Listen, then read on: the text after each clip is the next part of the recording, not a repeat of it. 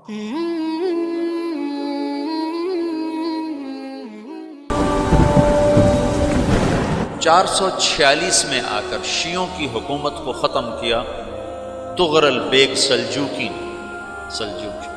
سلجوق مسلمان ہوئے تھے محمود غزنوی کے دور میں، سلجوق ان کے بڑے کا نام تھا۔ تو ایک دفعہ محمود غزنوی نے سلجوق سے پوچھا اگر مجھے تیری مدد کی ضرورت ہو تو کتنے آدمی پیش کر سکتے ہو؟ تو اس نے ایک تیر دیا، کہا یہ ایک تیر ہے میرا، کسی کو یہ تیر بھیج کر میرے علاقے میں بھیج دو تو چند گھنٹوں میں 1,00,000 تلواریں تیرا پہرا دینے کے لیے تیار ہوں، ہمارے پاس اتنی طاقت ہے۔ تو یہ سلجوق کی نسل میں تھا طغرل بیگ۔ اللہ تعالیٰ نے جب عرب زوال کا شکار ہو گئے اور ضعف کا شکار ہو گئے، جیسے بڑھاپے کا کوئی علاج نہیں، جب قوموں پہ زوال آتا ہے تو اس کا بھی کوئی علاج نہیں، پھر اور قوم کو جگہ ملتی ہے۔ جیسے بڑھاپا ایک فرد پہ آتا ہے، ایسے بڑھاپا قوم پہ آتا ہے۔ قوم کا بڑھاپا جوانی میں نہیں لوٹ سکتا، جیسے فرد کا بڑھاپا جوانی کی طرف نہیں لوٹ سکتا، قوم کا بڑھاپا جوانی کی طرف نہیں لوٹ سکتا، کوئی علاج نہیں، نئی نسل کا آنا ہی علاج۔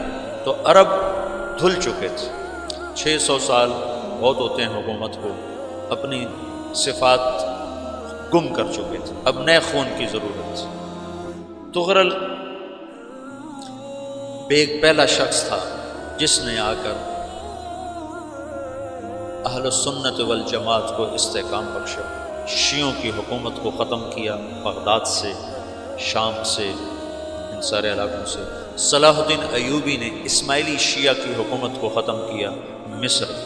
العاضد ان کا آخری خلیفہ تھا۔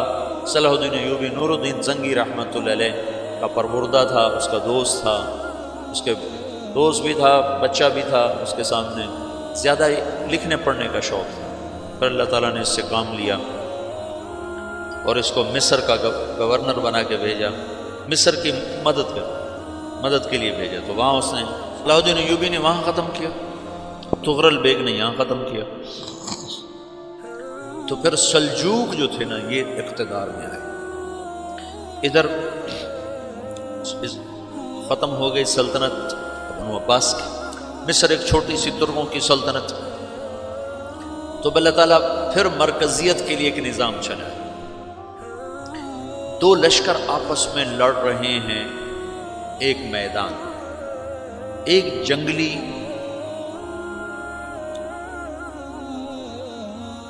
بدوؤں کا قافلہ، جنگل کے لوگ اپنے قبیلے کو لے کر، ایک جنگلی قبیلہ اپنے سردار کے ساتھ نقل مکانی کر رہا ہے ایک جگہ سے دوسری جگہ۔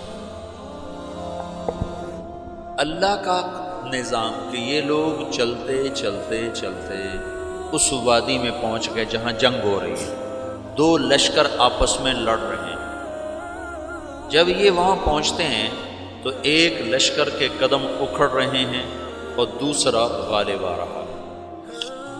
ان کو نہیں پتا شکست کھانے والے کون ہیں اور فتح پانے والے کون، ان کو نہیں پتا۔ اس جنگلی قبیلے کے سردار کا نام بھی طغرل ہے، طغرل۔ تو یہ سردار کہتا ہے جو شکست کھا رہے ہیں ان کی مدد کرو، کچھ پتہ نہیں کون ہے، کہتا جو شکست کھا رہے ہیں ان کی مدد کرو۔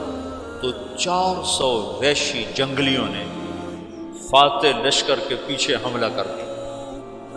تو یہ کافی ہوتا تو 400 دوڑ جب تلواریں پڑیں تو چند لمحوں میں نقشہ بدل گیا، بھاگنے والے جم گئے اور جمنے والے بھاگ پڑے۔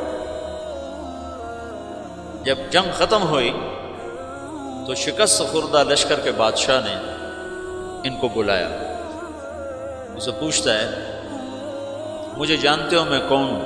کہا نہیں۔ کہا تو تم نے میری مدد کیوں کی؟ کہا انسانی ہمدردی کی وجہ سے، تمہیں شکست ہو رہی تھی اس لیے تمہاری مدد کی۔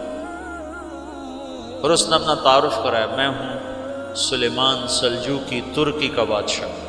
مسلمانوں کا لشکر تھا، اور تاتاریوں سے شکست کھا رہا تھا۔ تاتاری فتح پا رہے تھے، مسلمان شکست کھا رہے تھے، تو وہ اللہ کی غیبی مدد بن کر آئے۔ تو وہ اس سے کہتا ہے میرے ساتھ رہنا پسند کرو، تم نے میرے اوپر احسان کیا ہے، میں اس کا بدلہ دینا چاہتا ہوں، میرے ساتھ رہنا پسند کرو گے؟ کہنے کا کر لوں گا۔ تو اس کو لے کر ترکی آیا، اور استنبول اس وقت روم کی حکومت میں تھا، اسے فتح کیا اس تغرل کے آگے چوتھے پانچویں پڑپوتے محمد فاتح نے۔ تو یہ استنبول ہے، یہ ترکی ہے، بیچ میں ایک چھوٹا سمندر ہے، یہاں ایک جاگیر ہے۔ تو سلطان سلیمان کہتا ہے یہ جاگیر تجھے وقف ہے، ادھر سے رومی مجھے تنگ کرتے ہیں حملے کر کر کے، تو میرا دفاع کرتے رہنا، یہ جاگیر تیری۔ اس جاگیر پہ اس نے اپنے قافلے کو آباد کر دیا، اپنے قبیلے کو، اور ایک چھوٹی سی حکومت بنا لی، جو ایک صوبہ سمجھو سلمان سلجوقی کا، وہ ایک چھوٹا سا صوبہ ہے۔ وہاں جب یہ رہ پڑا تو پھر یہ ایک شیخ کے بیت ہوتا ہے، وہاں شیخ طریقت ہے، ان کے یہ بیت ہونے جاتا ہے، وہ اس کو رات اپنے پاس ٹھہراتا ہے، تو ایک کمرے میں ان کو ان کا خادم ٹھہراتا ہے۔ یہ جب کمرے میں جاتا ہے تو سامنے دیوار میں طاقچے پر قرآن پڑا ہوا ہے، تو یہ تغرل بیگ کہتا ہے یہ کیا ہے، یہ کیا ہے؟ تو وہ خادم کہتا ہے یہ کتاب اللہ ہے، قرآن ہے۔ اچھا، وہ اس کو وہاں چھوڑ کے باہر چلا جاتا ہے۔ وہ دیہاتی آدمی، جنگل کا رہنے والا، پہلی دفعہ زندگی میں قرآن دیکھا، وہ کہتا ہے یہ قرآن ہے، اللہ کی کتاب ہے، میں اللہ کی کتاب کے سامنے سو جاؤں، کتنی بے ادبی ہے۔ تو اس نے ایسے قرآن اٹھایا اور سر پہ رکھ لیا اور کھڑا ہو، ساری رات قرآن سر پہ رکھ کے کھڑا رہا۔ رات کے پچھلے پہر اس کو خواب آیا، کھڑے کھڑے اس نے دیکھا کہ اس کی پشت سے ایک چاند نکلا اور شیخ کی بیٹی کے سینے میں جا کر اتر گیا۔ پھر اس لڑکی کے سینے سے ایک درخت نکلا جو پھیلتے پھیلتے پھیلتے 3 بر اعظم پہ چھا، افریقہ پر، یورپ پر، ایشیا۔ پھر اس کی آنکھ کھل گئی، وہ کھڑا ہوا ہے۔ تو اس نے صبح یہ خواب اپنے شیخ کو سنایا، تو انہوں نے اپنی بیٹی اس کے نکاح میں دی تھی۔ اس بیٹی سے ایک بچہ پیدا ہوا، تغرل بیگ نے اس کا نام رکھا عثمان، عثمانی ترک نام سنو، جو میں نے کل بتایا تھا کہ 1924 میں وہ خلافت ختم ہوئی۔ تو ایک بیٹا پیدا ہوا عثمان۔ عثمان نے پھر ایک نئی اسلامی حکومت کی بنیاد رکھی جو 1924 تک چلتی رہی، کوئی 800 سال یہ حکومت چلی۔ تو حکومت کا شیرازہ بکھرا، لیکن پھر جڑ جاتا تھا، اور وہ قرن اول والا جوڑ کبھی نہ پیدا ہوا، ٹکڑے بن گئے۔ ان ٹکڑوں میں اللہ لوگ پیدا کرتا رہا جو دعوت دیتے رہے، دعوت زندہ رہی، جو تربیت کا نظام تصوف کے ساتھ تھا۔